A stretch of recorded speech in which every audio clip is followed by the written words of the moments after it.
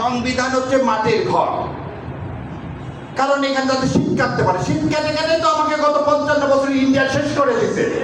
যে ঘরে শীত কাটছে সেখানে আপনি এখন কি করে বিল্ডিং তুলবেন না?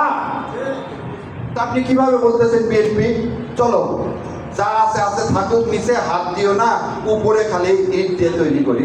সম্ভব তো পাগলেও বলছে। তাহলে বিএনপি কেন বলতে না? বিএনপি বোঝে না এই কারণে, এই সংবিধান যদি পরিবর্তন হয় তাহলে তো ভাই চাঁদাবাজি বন্ধ হয়ে যাবে। যে আপনাকে বলতেছে 71 সালে একটা মানচিত্র পাইছে, মানচিত্র আপনি পাননি।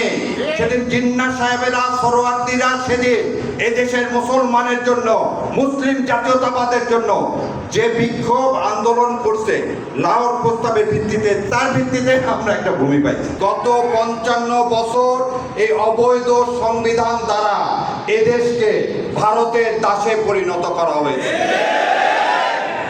আপনাদেরকে বোঝানোর সাথে সাথে সরকারকেও বোঝায় কেন এই সংবিধান অবৈধ। 55 বছর কেন এই একটা অবৈধ জিনিস দিয়ে ভারত আমাদেরকে শোষণ করতেছে। গত কয়েকদিন আগে ভারতীয় সাবেক প্রধানমন্ত্রী ইন্দিরা গান্ধী ছেলের মেয়ে একটা কথা বলছে, আপনারা কি সেটা শুনছেন? তিনি কি বলছেন? পূর্ব পাকিস্তানকে ভাগ করা হয়েছে পাকিস্তানকে দুর্বল করার জন্য। তাহলে ইন্ডিয়া যে কথা বলছে আবার পরিষ্কার করে বলি, পূর্ব পাকিস্তানকে ভাগ করা হয়েছে পাকিস্তানের কাছ থেকে পাকিস্তানকে দুর্বল করার জন্য, আমার স্বাধীনতার জন্য না।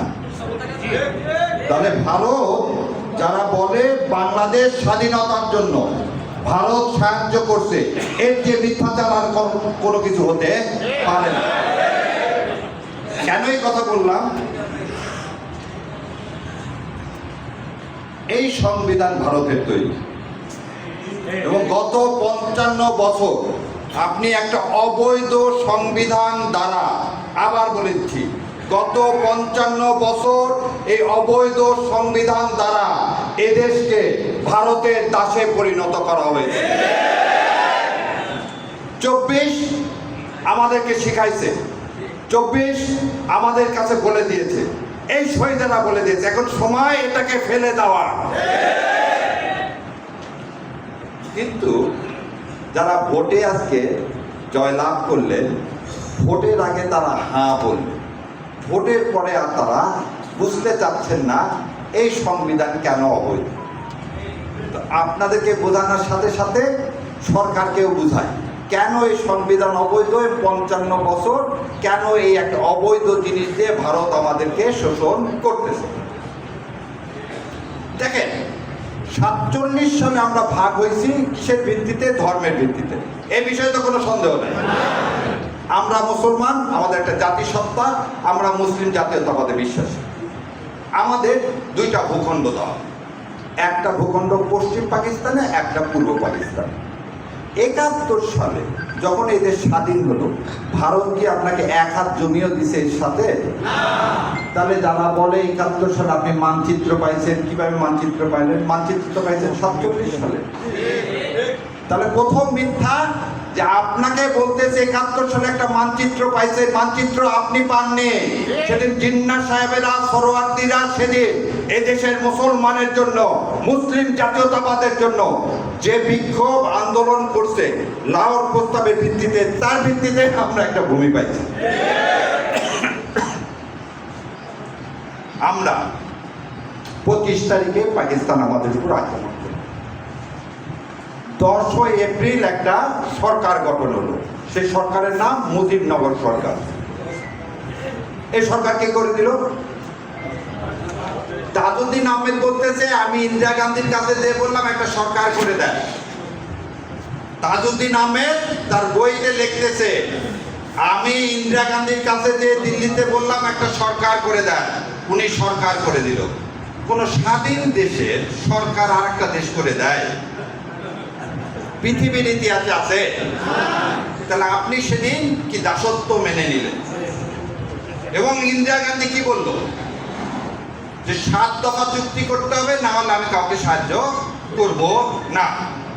সেই 7 দফা চুক্তির কথা আওয়ামী লীগের দালালেরা বা বিএনপির কারো মুখে শুনবেন না।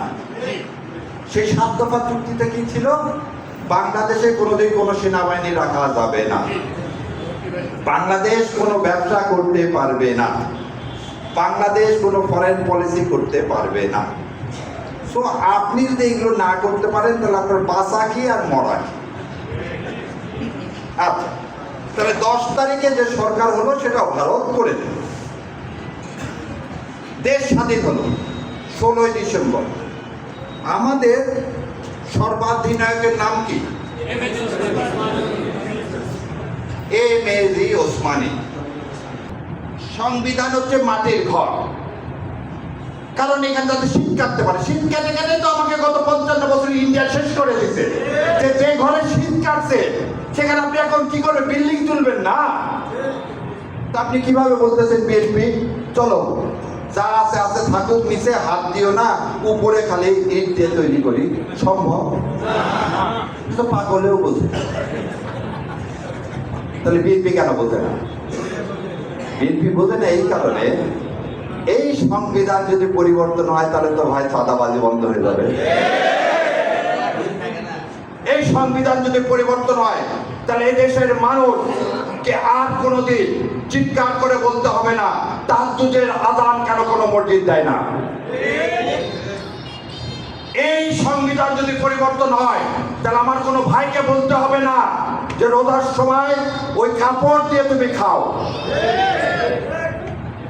এই সংবিধান যদি পরিবর্তন হয় তাহলে আমার কোনো ভাই বোনকে সুদের দায়ে মৃত্যুবরণ করতে হবে না। তাহলে আপনি না মুসলমান,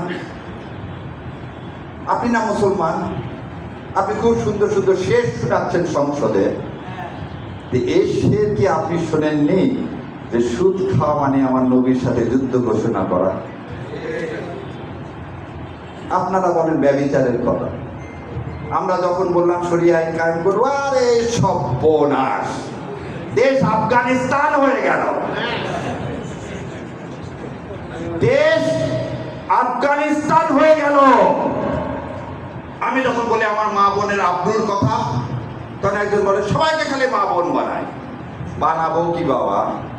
আল্লাহ তো শিখাইছে সম্মান দেওয়ার কথা, আল্লাহ শিখাইছে আপনার আব্রুর কথা, আল্লাহ শিখাইছে আপনাকে হেফাজত করার কথা, সমাজে নৈতিকতার কথা, ইনসাফের কথা আল্লাহ সুবহানাহু ওয়া তাআলা শিখাইছে। যে সমাজে ইনসাফ নাই সে সমাজে কিভাবে নৈতিকতা প্রতিষ্ঠিত হবে?